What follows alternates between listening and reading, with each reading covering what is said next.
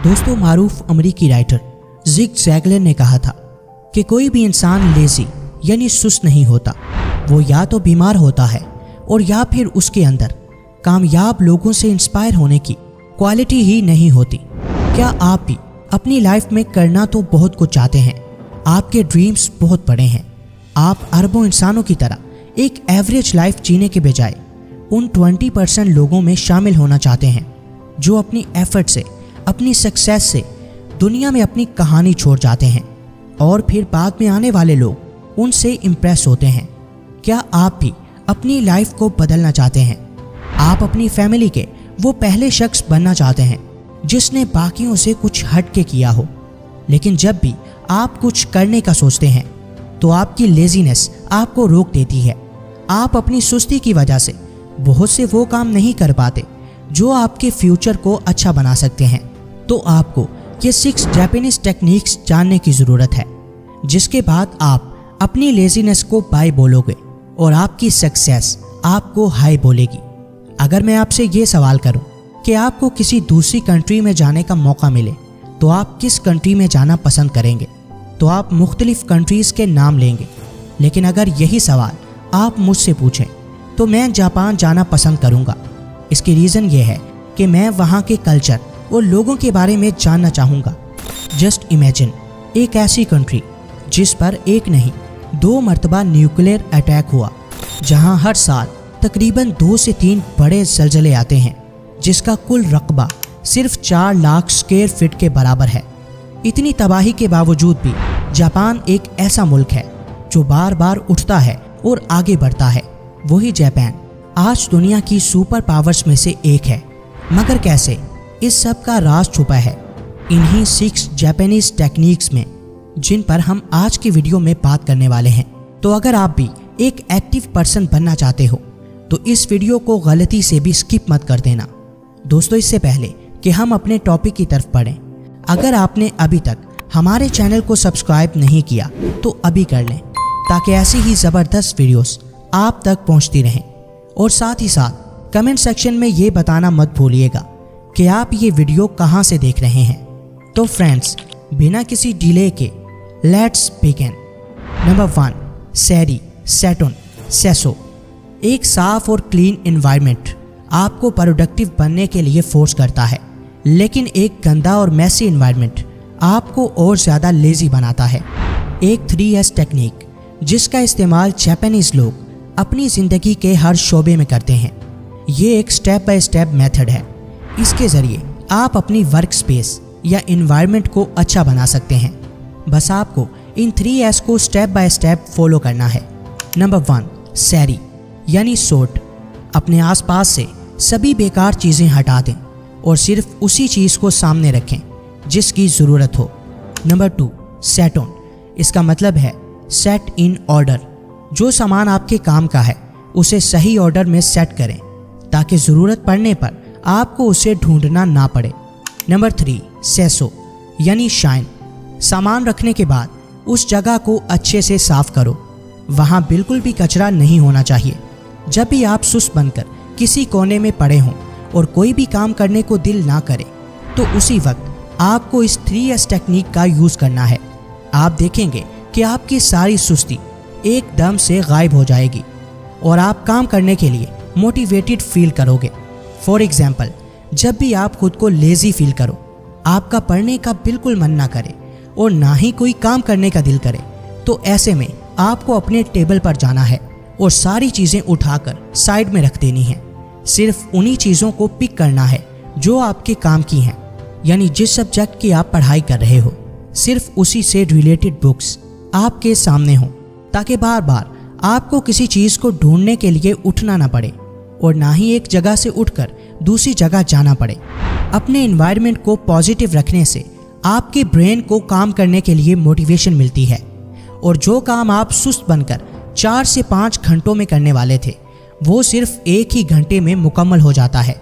Number 2, kaizen. बाज़ औक़ात हमें ये लगता है कि हमारे अंदर एनर्जी नहीं है और हम अपने किसी इम्पोर्टेंट काम को टाल रहे होते हैं, जबकि ये बात सच नहीं होती। जब तक आप बहुत ज़्यादा बीमार ना हों, ऐसा बिल्कुल नहीं हो सकता कि आपके अंदर एनर्जी की कमी हो। जो लेजीनेस आप उस वक्त फील करते हो वो इसलिए होती है क्योंकि आप उस काम को बहुत भारी समझते हो। काइज़न को प्रैक्टिस करके आप उस काम को हल्का कर सकते हो। इस टेक्निक को यूज करने में सिर्फ 1 मिनट लगता है, यानी सिर्फ 1 मिनट में आप अपनी लेजीनेस को खत्म कर सकते हैं।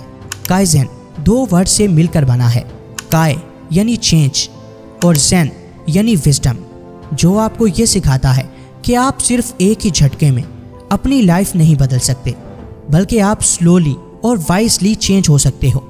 इसे प्रैक्टिस करने का सबसे बेस्ट तरीका ये है कि अब तक आप जो भी काम करने के लिए स्ट्रगल कर रहे हो, चाहे आप पढ़ते हो, अपनी हेल्थ पर काम कर रहे हो या अपने बिजनेस को शुरू करना या बढ़ाना चाहते हो, तो ये टेक्निक आपकी मदद करेगी। जब भी आपका काम करने का मन ना कर रहा हो तो बस ये सोचो कि आप उस काम को सिर्फ 1 मिनट के लिए करोगे। फॉर एग्जाम्पल, पढ़ने का मन नहीं है तो सिर्फ 1 पेज पढ़ोगे। एक्सरसाइज नहीं करनी तो सिर्फ 10 पुशअप लगाओगे। इसी स्मॉल चेंज से आप आहिस्ता आहिस्ता खुद को 1% तक बेहतर बना लोगे और रोज़ खुद को 1% बेहतर करते हुए आप एक दिन आज के मुकाबले में 90% तक बेहतर बन जाओगे। नंबर 3, हारा हाचिबू जापान का एक ऐसा आइलैंड है जो कि वर्ल्ड के ब्लू जोन रीजन का पार्ट है।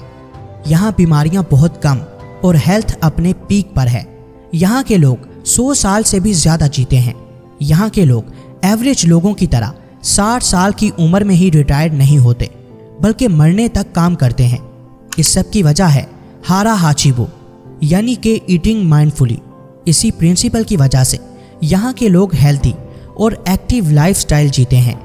हम में से बहुत से लोगों को शायद ये अंदाज़ा भी ना हो कि हमारी लेजीनेस की सबसे बड़ी वजह है हमारी ईटिंग हैबिट्स। क्या खा रहे हैं वो भी, और कैसे खा रहे हैं वो भी। आप नोटिस करना कि जब जब आपका पेट फुल होगा आप उसी वक्त लेजी फील करोगे। इस प्रिंसिपल के अकॉर्डिंग हमें कभी भी अपने पेट को 80% से फुल नहीं करना। अगर हम इसे इस्लामिक पर्सपेक्टिव से देखें तो हमारा दीन भी हमें कम खाने की तलकीन करता है। इसीलिए कहा गया है इतना खाओ कि भूख बाकी रहे। आप जितना ज़्यादा खाएंगे उस खाने को हजम करने के लिए आपकी बॉडी को उतनी ही ज़्यादा एनर्जी की ज़रूरत पड़ेगी, जिस वजह से आपका कोई और काम करने का मन नहीं करेगा और आप बस लेटकर आराम ही करते रहोगे। यही वजह है कि ओकिनावा के लोगों की एवरेज डेली इंटेक सिर्फ 1900 कैलोरीज हैं, जबकि हमारे यहाँ पाकिस्तान के रहने वालों की एवरेज डेली इंटेक तकरीबन 2735 कैलोरीज हैं, जो कि ओकिनावा के लोगों से बहुत ज़्यादा है। यही वजह है कि हम हद से ज़्यादा सुस्त हैं और किसी भी काम को ढंग से नहीं कर पाते। Number 4, the rule of 3। इस टेक्निक की हेल्प से आप कभी भी अपने सबसे ज़रूरी काम से डिस्ट्रैक्ट नहीं होंगे। ऐसा बहुत दफ़ा होता है कि हम जोश के साथ किसी काम को स्टार्ट करते हैं, लेकिन बीच रास्ते में ही थक जाते हैं और इधर उधर के फालतू कामों में लग जाते हैं। ऐसा इसलिए होता है क्योंकि हमारा ब्रेन हार्ड चीज़ों से बचकर इजी चीज़ों की तरफ भागता है। जैसा कि मान लो आपको अपने किसी एक स्किल की प्रैक्टिस करनी है, लेकिन आपका ब्रेन कहेगा कि बाहर से कुछ सामान खरीद लाएं, फिर करते हैं। लंच कर लें, फिर करते हैं। ज़रा एक दोस्त को फ़ोन कर लें, फिर करते हैं। और ऐसा करते करते आपका पूरा दिन गुजर जाता है और आपको लगता है कि आज का दिन तो बहुत ही बिजी था, प्रैक्टिस करने का तो वक्त ही नहीं मिला। इसी माइंड ट्रैप से बचने के लिए आपको इस टेक्निक का यूज़ करना है, जिसे करना बड़ा ही सिंपल है।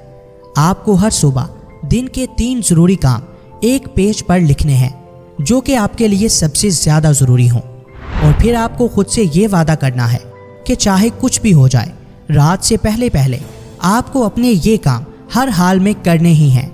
इस तरह अपने मकसद को वाज़े रखने से जब तक आप वो 3 काम नहीं कर लेंगे, आपका दिमाग रेस्ट फील नहीं करेगा और बार बार आपका ध्यान उन्हीं को करने की तरफ जाएगा और आखिरकार आप उन्हें पूरा कर लेंगे। नंबर 5, काइकाको। ये एक जापानीज टर्म है जिसका मतलब होता है रेडिकल चेंज। दुनिया की दूसरी बड़ी कार कंपनी टोयोटा में भी इस टेक्निक को बड़े अच्छे से यूज़ किया जाता है।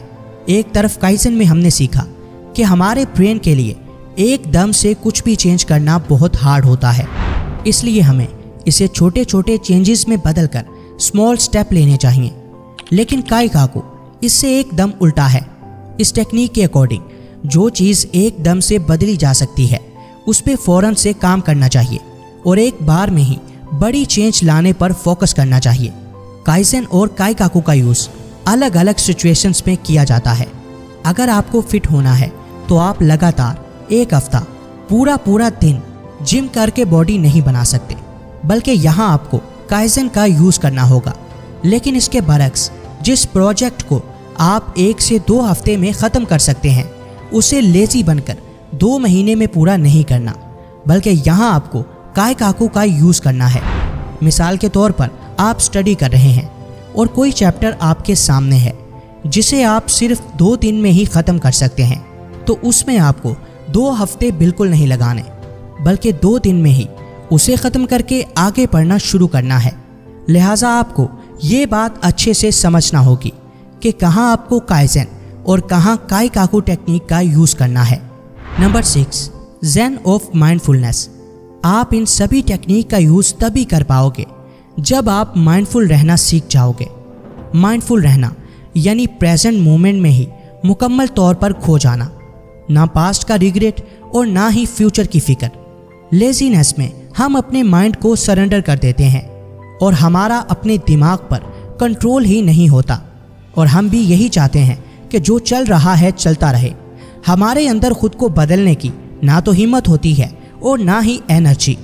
लेजीनेस को जड़ से ख़त्म करके खुद पर कंट्रोल पाने का सिर्फ एक ही रास्ता है और वो है माइंडफुलनेस। साइंस के अकॉर्डिंग भी माइंडफुल रहने से हमारे दिमाग के उन हिस्सों पर असर पड़ता है जो लर्निंग, मेमोरी, कंपैशन और रेडिकल थिंकिंग की एबिलिटी को बढ़ाते हैं। अगर आप रोज़ सिर्फ 10 मिनट तक साइलेंस में बैठकर प्रेजेंट मोमेंट को फील करो, अपनी ब्रीथिंग को, आसपास के विजुअल को एक्सपीरियंस करो, थॉट्स को आते जाते नोटिस करो, लेकिन उनमें खोना नहीं। हर रोज़ सिर्फ 10 मिनट तक ये प्रैक्टिस करके आप अपने माइंड पर कंट्रोल पालोगे और आप खुद नोटिस करोगे कि आपकी लेजीनेस आहिस्ता आहिस्ता ख़त्म हो रही है। वीडियो पसंद आई हो तो लाइक, कमेंट और शेयर करना हरगिज़ मत भूलिएगा। मिलते हैं किसी नई वीडियो में, तब तक के लिए अल्लाह हाफिज़।